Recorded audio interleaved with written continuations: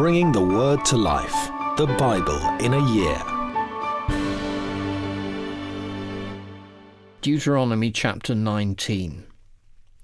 When the Lord your God has destroyed the nations whose land he is giving you, and when you have driven them out and settled in their towns and houses, then set aside for yourselves 3 cities in the land the Lord your God is giving you to possess. Determine the distances involved and divide into 3 parts the land the Lord your God is giving you as an inheritance, so that a person who kills someone may flee for refuge to one of these cities. This is the rule concerning anyone who kills a person and flees there for safety.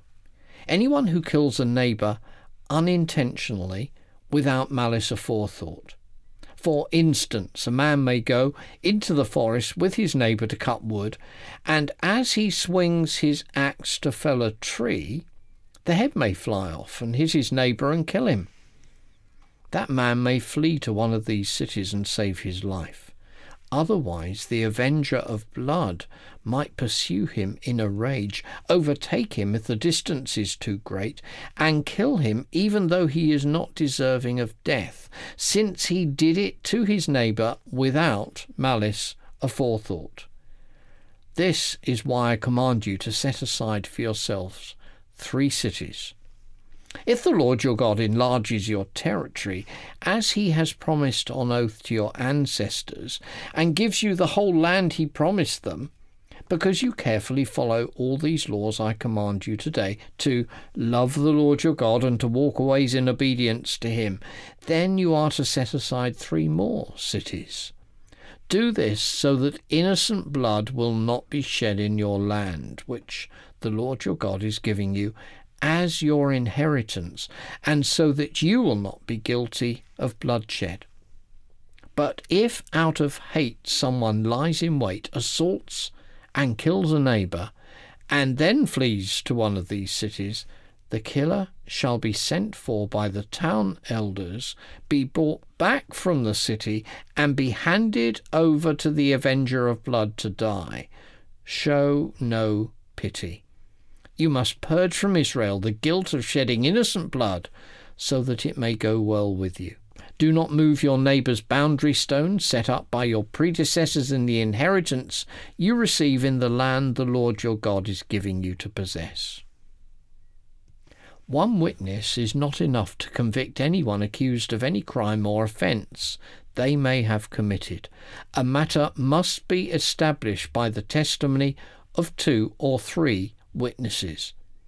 If a malicious witness takes a stand to accuse someone of a crime, the 2 people involved in the dispute must stand in the presence of the Lord before the priests and the judges who are in office at the time. The judges must make a thorough investigation, and if the witness proves to be a liar, giving false testimony against a fellow Israelite, then do to the false witness as that witness intended to do to the other party. You must purge the evil from among you. The rest of the people will hear of this and be afraid, and never again will such an evil thing be done among you. Show no pity. Life for life, eye for eye, tooth for tooth, hand for hand, foot for foot. Deuteronomy chapter 20. When you go to war against your enemies and see horses and chariots and an army greater than yours, do not be afraid of them, because the Lord your God, who brought you up out of Egypt, will be with you. When you are about to go into battle, the priest shall come forward and address the army. He shall say, "Hear, Israel, today you are going into battle against your enemies. Do not be faint-hearted or afraid. Do not panic or be terrified by them. For the Lord your God is the one who goes with you to fight for you against your enemies to give you victory." The officers shall say to the army, "Has anyone built a new house and not yet begun to live in it? Let him go home, or he may die in battle and someone else may begin to live in it. Has anyone planted a vineyard and not begun to enjoy it? Let him go home, or he may die in battle and someone else enjoy it. Has anyone become pledged to a woman and not married her? Let him go home, or he may die in battle, and someone else marry her.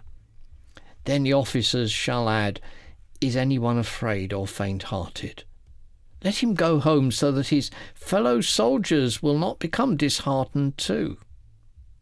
When the officers have finished speaking to the army, they shall appoint commanders over it. When you march up to attack a city, make its people an offer of peace. If they accept and open their gates, all the people in it shall be subject to forced labour and shall work for you.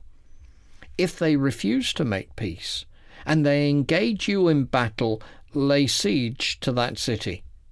When the Lord your God delivers it into your hand, put to the sword all the men in it. As for the women, the children, the livestock, and everything else in the city, you may take these as plunder for yourselves. And you may use the plunder the Lord your God gives you from your enemies. This is how you are to treat all the cities that are at a distance from you and do not belong to the nations nearby. However, in the cities of the nations the Lord your God is giving you as an inheritance, do not leave alive anything that breathes. Completely destroy them, the Hittites, Amorites, Canaanites, Perizzites, Hivites, and Jebusites, as the Lord your God has commanded you. Otherwise, they will teach you to follow all the detestable things they do in worshipping their gods, and you will sin against the Lord your God. When you lay siege to a city for a long time, fighting against it to capture it, do not destroy its trees by putting an axe to them, because you can eat their fruit. Do not cut them down.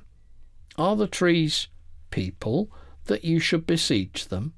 However, you may cut down trees that you know are not fruit trees, and use them to build siege works until the city at war with you falls. Proverbs 8. Does not wisdom call out? Does not understanding raise her voice? At the highest point along the way where the paths meet, she takes her stand beside the gate leading into the city. At the entrance she cries aloud, To you, O people, I call out. I raise my voice to all mankind. You who are simple gain prudence. You who are foolish set your hearts on it. Listen, for I have trustworthy things to say. I open my lips to speak what is right. My mouth speaks what is true, for my lips detest wickedness. All the words of my mouth are just, none of them is crooked or perverse. To the discerning all of them are right. They are upright to those who have found knowledge. Choose my instruction instead of silver, knowledge rather than choice gold. For wisdom is more precious than rubies, and nothing you desire can compare with her. I, wisdom, dwell together with prudence. I possess knowledge and discretion. To fear the Lord is to hate evil. I hate pride and arrogance, evil behaviour and perverse speech. Counsel and sound judgment are mine. I have insight, I have power. By me kings reign and rulers issue decrees that are just. By me princes govern and nobles, all who rule the earth. I love those who love me, and those who seek me find me. With me there are riches and honour, enduring wealth and prosperity. My fruit is better than fine gold. What I yield surpasses choice silver. I walk in the way of righteousness along the paths of justice, bestowing a rich inheritance on those who love me and making their treasuries full. The Lord brought me forth as the first of his works, before his deeds of old. I was formed long ages ago at the very beginning, when the world came to be. When there was no watery depths I was given birth, where there was no springs overflowing with water, before the mountains were settled into place, before the hills I was given birth, before he made the world or its fields or any of the dust on the earth. I was there when he set the heavens in place, when he marked out the horizon in the face of the deep, when he established the clouds above and fixed securely the fountains of the deep, when he gave the sea its boundary so the waters would not overstep his command, and when he marked out the foundations of the earth. Then I was constantly at his side. I was filled with delight day after day, rejoicing always in his presence, rejoicing in his whole world and delighting in his mankind. Now then, my children, listen to me. Blessed are those who keep my ways. Listen to my instruction and be wise. Do not disregard it.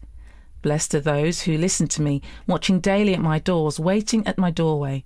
For those who find me find life and receive favour from the Lord. But those who fail to find me harm themselves.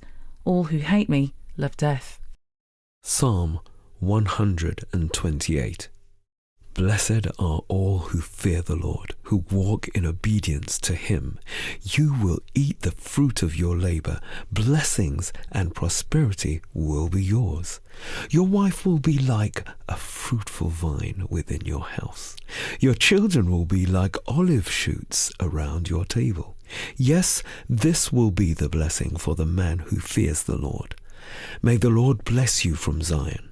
May you see the prosperity of Jerusalem all the days of your life. May you live to see your children's children. Peace be on Israel. For more resources to help you bring the word to life, go to premier.org.uk/Bible.